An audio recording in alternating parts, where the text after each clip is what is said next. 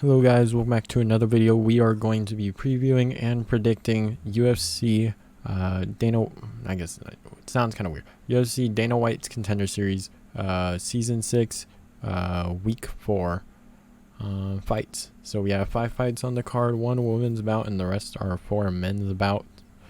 But yeah, let's get into the predicting so far. Nazim Sadykohv versus Ahmad Hassanzada. So for this fight, Sadykohv last fight was a win over Joe Borshig. Most of his fights end in the first round. He does have some pretty good takedown defense and is patient in the stand-up and has some really good power. For Ahmad Hassanzada, Hassanzada. Last fight was a win over James Wilson. Can get taken down. Does have some good bottom attacks. Good elbows, solid takedown defense. Can take people down too. He's a pretty solid grappler himself. His only loss is by knockout, and I believe Sadykohov's only loss is by submission. But because Sadykohv does have some really good takedown defense, I don't think he'll be taken down to get submitted. So I'm going to take him versus Ahmad Hassanzada.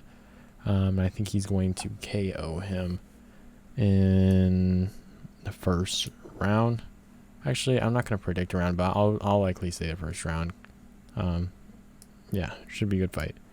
Let's move on up the card to Hailey Cowan versus Claudia Leite, I think is how you say it. Cowan likes to clinch and grapple. Her stand-up is really weird. Has good grappling, very worrying on the feet, and is open when striking. Her last loss that you can see on here was a loss by getting KO'd or getting knocked down and then submitted because she was super open on the feet. Leite, I must just say Leite, has good grappling, counter strikes, and also has okay power. Claudia does look like the bigger and stronger fighter here, so I will lean her in the grappling exchanges here. I can also see Hailey trying to just put her against the cage for a few rounds, or a couple rounds, and try to finish it that way. But this is the Dana White Contender Series. I can see when Hailey Cowan tries to throw a punch, she's just going to get punched pretty hard by Claudia Leite on the counter punches because she throws a lot of counter punches. Yeah, I see this definitely going to Leite. She's an underdog here. I'm very confident in this pick. So yeah, she's definitely better in the grappling, definitely better on the feet. I think she can catch her on the feet and submit her like her last. I don't know I don't know the exact loss, the loss on a record right here, exactly like that one. So yeah, let's move on up the card to Jack Cartwright versus Jose Johnson. Cartwright has some really good grappling, very solid on the feet, very comfortable on top in the grappling positions. The last fight was won due to repeated headbutts. Weirdly enough, I mean, I don't know how you can be that stupid, but he does have some solid power on the feet. Also, for Johnson, has 1 punch KO power. I think Cartwright's grappling will definitely threaten Johnson pretty big here, allowing Cartwright to do a little bit more damage on the feet. And yeah, I can see him taking Johnson down, and I'm not too sure how this one went. Maybe by finish. I'm going to go by finish for Cartwright. He's a plus 120 here. I'm not sure how that's possible. But yeah, I'm going to take Jack Cartwright in this fight. Yeah, I'm very comfortable with that. The grappling will be very important here. I just don't believe in Jose Johnson's defensive grappling in this fight. But I can also see Jack Cartwright hurting Jose Johnson pretty badly here. He does have some power on the feet, of course. Yeah, should be an interesting fight. Should be a very fun fight to watch. I I mean, I could see this going to decision too. But yeah, let's move on up the card to Claudio Ribeiro versus Ivan Valenzuela.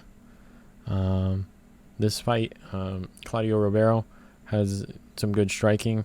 I think has won almost all his fights by striking, by punching, by KOs. I don't know why I went through it like that, but just by KOs and things like that. TKO, KO. I think is one of his losses, his only loss, or one of his only 2 losses, won by submission. He's not very great on the ground. Once he gets taken down, it's not a pretty sight. He does solid against takedowns. But once he's on the ground, I mean, there's not too much hope there. Valenzuela, good grappler, will use his takedowns here. I think I can see Ribeiro getting out of a couple takedowns, but this fight gets later on.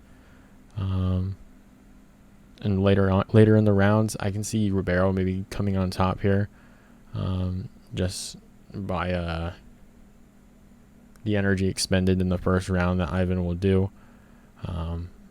Because as you know, like, grappling gets really hard when you're all sweaty and tired and things like that. But I definitely have Ivan Valenzuela winning this fight. I think he has a lot more ways to win than Ribeiro. He doesn't have bad striking, so I can see him winning there. I can see him submitting. Ribeiro, I can see him grounding, pounding him. I can see him taking this to a decision. So I'm going to be going with Ivan Valenzuela in this fight. Yeah.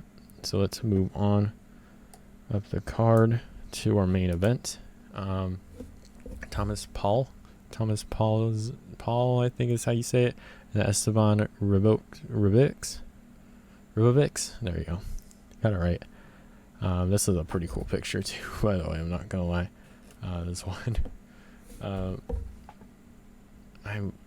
hope I'm saying his name right. Paull does have some really good striking. Is very wild on the feet.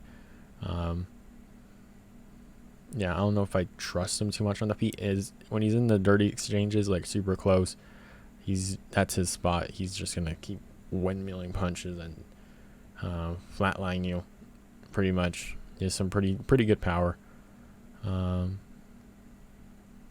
Yeah, has some good, pretty solid takedown defense too.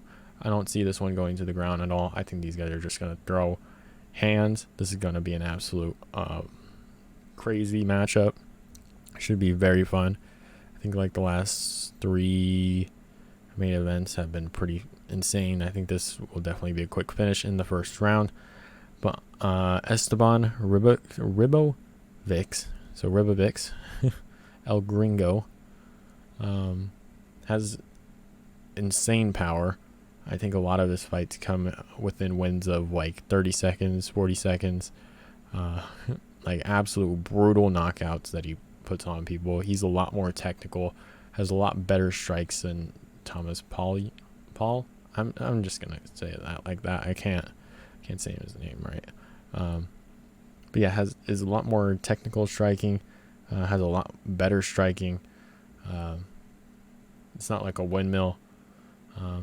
So I'm gonna give this one to Ribovics just because he's a lot more better technically. Also in Paull's fights in general, he does, when he gets hit, he does kind of stumble sometimes. Like his chin isn't crazy solid. You don't really see that too much yet from Ribovics. He normally takes punches pretty well.